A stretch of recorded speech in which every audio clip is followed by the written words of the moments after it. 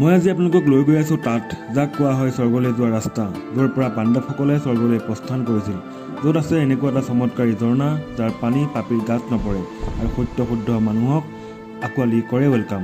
এটা এনেকুৱা ৰোমাঞ্চকৰ ট্ৰেকিং য'ত যাবলৈ কৰিব লাগিব বহু কষ্ট, য'ত আমি দেখা পাম প্ৰকৃতিৰ সুন্দৰ মনোমোহা দৃশ্য। য়েছ, আজি আমি গৈ আছোঁ স্বৰ্গৰোহণী যাত্ৰাৰ প্ৰথম খোজ বসুধৰা ফলছ।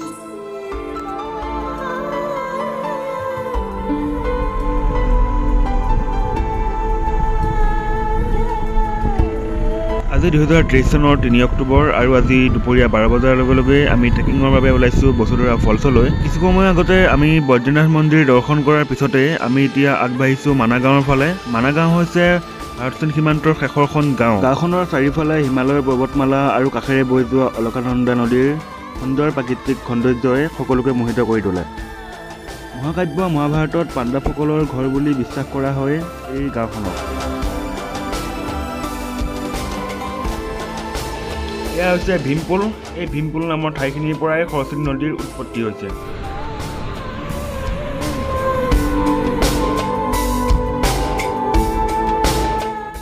ভীমপুলৰ পৰা বসুধৰা ফলছলৈ 5 কিলোমিটাৰ আৰু ইয়াৰ পৰা প্ৰায় 90% মানুহ ঘূৰিয়ে যায়, কাৰণ ইয়াৰ পৰা ট্ৰেক কৰি পেলাই বসুধৰা ফলছলৈ যোৱাটো ইমান সহজ নহয়। চ' ইয়াৰ পৰা চব 90% মানুহ গুচি যায়, কিন্তু আমি যাম বসুধৰা ফলছলৈ।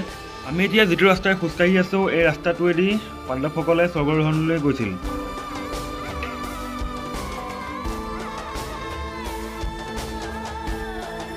যদি আপোনালোকে এই ট্ৰেকিংটো কৰিম বুলি ভাবি আছে তেতিয়াহ'লে আপোনালোকে আহিব লাগিব এপ্ৰিলৰ পৰা নৱেম্বৰ মাহৰ ভিতৰত, কাৰণ ইয়াত বৰ্তমান টেম্পাৰেচাৰ 15 to 20 ডিগ্ৰী চেলচিয়াছ দেখাই আছে। যদিও ডিচেম্বৰৰ পৰা মাৰ্চ মাহৰ সময়ছোৱাত এই ঠাইত স্ন'ফল হয় আৰু এই সকলোবোৰ ঠাই বৰফৰ তলত সোমাই থাকে।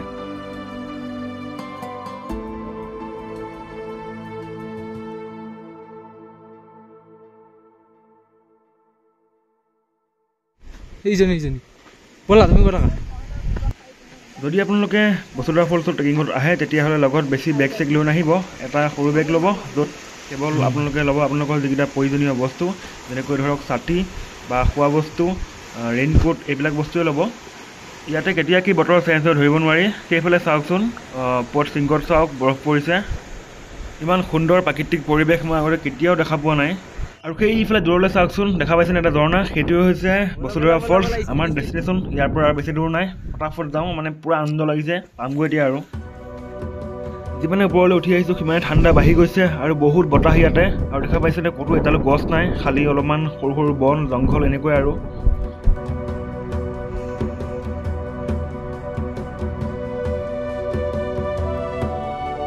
আৰু সেইফালে দূৰত চাওকচোন, আমি যে পাৰ হৈ আহিছোঁ মানা গাঁও, সেই তাত দূৰত জুম কৰি দেখাইছোঁ, এই বহুত দূৰত আছে ইয়াৰ পৰা। আৰু কিমান ধুনীয়া ধুনীয়া পাহাৰ চাওকচোন, দেখিলে মনটো ভাল লাগি যায়। কিন্তু যিমানে সুন্দৰ সিমানে ডেঞ্জাৰো, কাৰণ এয়া হৈছে ৰকফল এৰিয়া। ইয়াতে মানে শিলবিলাক ওপৰৰ পৰা তললৈ পৰি থাকে, গতিকে ইয়াৰ পৰা পটাপট পাৰ হ'ব লাগে। আৰু ইয়াত দেখা পাইছেনে ৰাস্তা নিচিনা বনাইছে? একচুৱেলি ইয়াত ৰাস্তা নাছিলে, ইয়াত মানুহে এনেকৈ শিল দি পেলাই ওখ কৰি বনাইছে, নহ'লে আপুনি ওখ চাপৰ মানে বহুত কষ্ট কৰি যাব লাগিব আপুনি ইয়াত বগাই।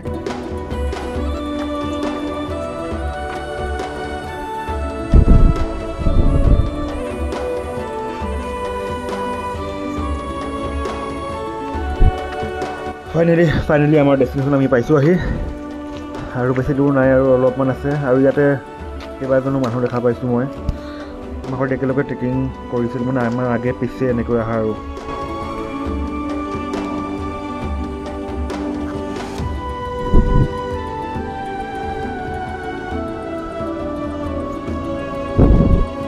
প্ৰায় 3-4 ঘণ্টাৰ ট্ৰেকিং কৰাৰ পিছত সেয়া ফাইনেলি আপোনালোকৰ সন্মুখত বসুধৰা ফল। কি মজা লাগিছে, মনটো কিমান ধুনীয়া লাগিছে আপোনালোকক মই ক'ব নোৱাৰোঁ। ফটাফট যাওঁ আৰু দেখিছে এনেকৈ ট্ৰেকিং কৰি আহিব লাগে যদি আপোনালোকে ৰাস্তা নাথাকে। আৰু এতিয়া যাওঁ আৰু গাত পানী পৰি নপৰে চাওঁ। মানে মই যেতিয়া আহিছিলোঁ তেতিয়া কৈছিলে যদি এতিয়া পাপী মানুহ আহে তেতিয়াহ'লে গাত পানী নপৰে, আৰু যদি ভাল মানুহ আহে তেতিয়াহ'লে গাত পানী পৰে। চ' চাওঁ বাৰু কি হয়। আৰু চাওক কিমান দূৰলৈ ইয়াৰ ঝৰ্ণাৰ পানীবিলাক ছিটিকি আহিছে, মানে কিমান দূৰলৈ উৰি আছে বতাহত। এনেই নকয় বন্ধু বান্ধৱীসকল, এনেই নকয় এয়াই হৈছে স্বৰ্গলৈ যোৱা ৰাস্তা, এনেই নকয় স্বৰ্গলৈ যোৱা ৰাস্তা বুলি।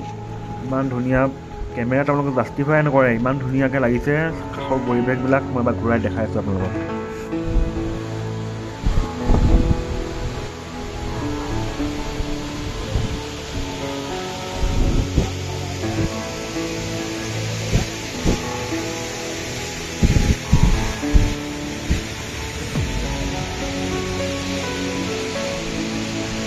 আহা মা টেষ্ট কৰোঁগৈ আহা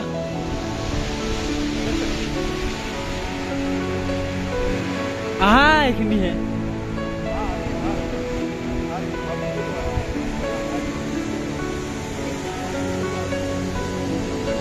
তুমি অহাৰ কাৰণে পানীটো এইটো চাইডে আহি গৈছে ৰ'বা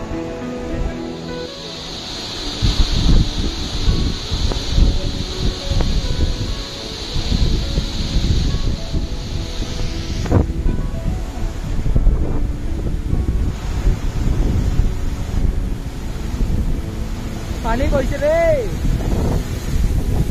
বেছিকে গৈছে দেই পানী পানী গৈছে পইছে পইছে পইছে পানী পইছে মা পানী পইছে তাত গ'লে কিয় হয় পাথৰটোৰ ওচৰত পানী পৰে নপৰে চাওঁ মই এয়া পাথৰটোৰ তলত আহিছে যোৱা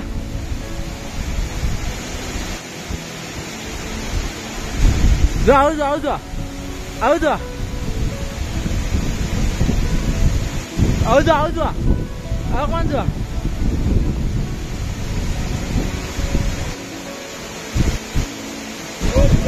ওয়া ওয়া পইছে পইছে পইছে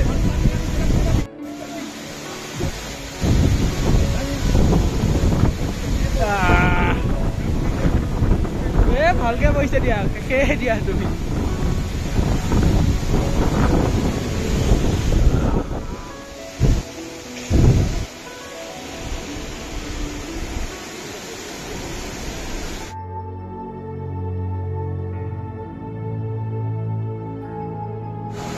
Muksa. Muksa. Muksa mah.